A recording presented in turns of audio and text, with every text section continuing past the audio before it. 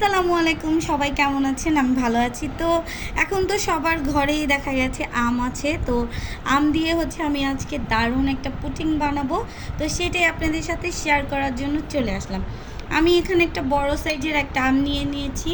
তো আমটাকে আমি সুন্দর করে ব্লেন্ডার করে নিব। ম্যাঙ্গো পুডিংটা বানানোর জন্য সবার আগে আমটাকে আমাদের সুন্দর করে ব্লেন্ডার করে নিতে হবে। তো আমি ব্লেন্ডার করে নিয়ে আসি। এইভাবে আমটাকে সুন্দর করে একটা চালনি দিয়ে ছেঁকে নিতে হবে। তো আমি আমগুলোকে সুন্দর করে এভাবে চালনি দিয়ে ছেঁকে নিই। আমি আমগুলোকে ঢেলে দিব যে পাত্রেতে আমি জেলিটা বানাবো।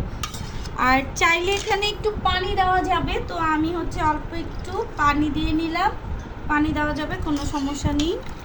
এই যে তো এখন দিয়ে দিব চিনি। চিনিটাকে ব্লেন্ডার করে নিলেই ভালো হয়। এখানে আমি অল্পই নিয়েছি, আপনারা চাইলে আপনাদের পরিমাপ মতো নিতে পারেন, কারণ আমি মিষ্টি বেশি দিব না তাই। তো সুন্দর করে এখন মিশিয়ে নিব ভালোভাবে। আর দিয়ে দিব আগার আগার পাউডার। এটা যদি না দেয় তাহলে জেলিটা হবে না। তো জেলি বানানোর জন্য অবশ্যই আগার আগার পাউডারটা আমাদের ব্যবহার করতে হবে। তো আমি এখানে দিব 1 চামচ।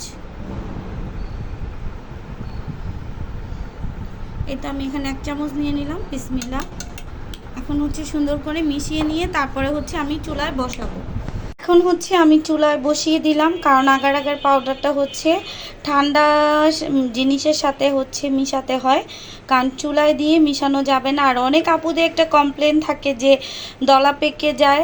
আসলে এই যে দেখেন, আমি সুন্দর করে মিশিয়ে নিয়েছি, দেখেন কোনো দলা পাকিয়ে নেই। তো আমি এটাকে হালকা একটু জাল দিয়ে নিব, তারপরে নামিয়ে প্লেটে ঢেলে নিব, সেটা আপনাদের দেখিয়ে দেব।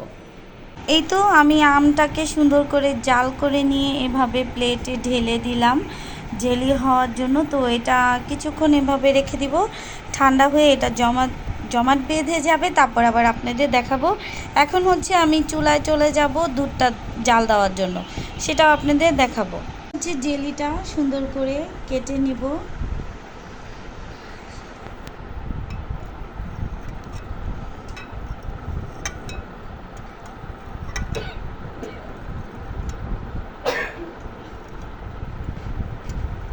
পুরো পারফেক্টলি আলহামদুলিল্লাহ ভালো মতোই হয়েছে।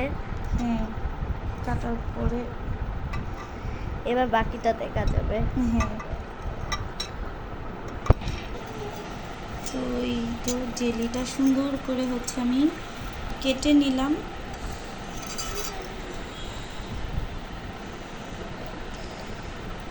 এই যে দেখতে পাচ্ছেন, সুন্দর একদম হয়েছে। তো আমি এটা এখন এভাবেই রেখে দিব, কারণ আমি দুধটা রেডি করে নিব। যার কারণে এটা আমি এখানে দুধ নিয়েছি। দুধটার মধ্যে আমি 1 চামচ আগার আগার পাউডার দিয়ে দিব। তো আমি দুধের মধ্যে এই যে 1 চামচ পরিমাণ আগার আগার পাউডার দিয়ে দিলাম। বিসমিল্লাহ। এখন সুন্দর করে মিশিয়ে নিব। আর চাইলে আপনারা দুধের মধ্যেও একটু চিনি বা কর্নডেক্স মিল্ক দিতে পারেন। তো আমি এখন সুন্দর করে মিশিয়ে নিব। মিশিয়ে নিয়ে এখন চুলায় চলে যাব। এটা 2-3টা বলক চলে আসলে নামিয়ে নিলে হবে, বেশি ঘন করতে হবে না, কারণ এখানে আগার আগার পাউডার দেওয়া আছে, এটা এমনিতেই ঘন হয়ে যাবে। তো দুধটা একটু বলক তুলে নেব। তো আমি জেলিগুলো সুন্দর করে যে পাত্রের মধ্যে ঢালবো সেটার মধ্যে ঢেলে নিলাম। এখন আমি এর মধ্যে গরম গরম দুধটা ঢেলে দিব। আর অবশ্যই গরম দুধটা ঢালতে হবে চুলা থেকে এনেই। আমি এখন ঢেলে দিব, দেখাচ্ছি। আমি এখন দুধটা ঢেলে দিচ্ছি। বিসমিল্লাহ।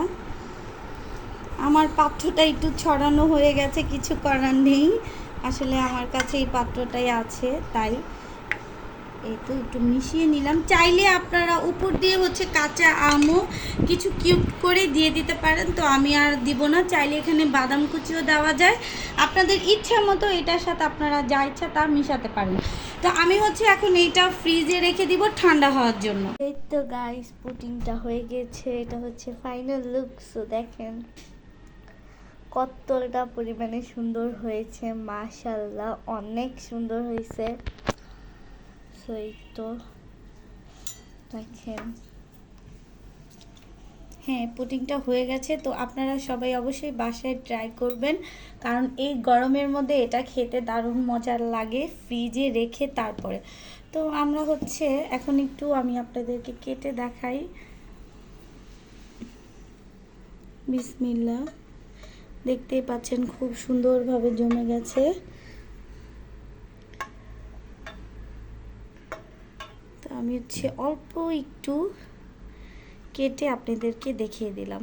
দেখতে পাচ্ছেন খুব সুন্দরভাবে আসলে এটা পড়ে গেল। আমি একটা বাটি নিয়ে আসি, দাঁড়াও। তো এই তো আমি সুন্দর করে একটু কেটে তারপর হচ্ছে একটা ফ্রিজের মধ্যে উঠিয়ে নিলাম। তো এখন হচ্ছে এই দেখতেই পাচ্ছেন খুব সুন্দরভাবে জেলিটা হয়ে গেছে।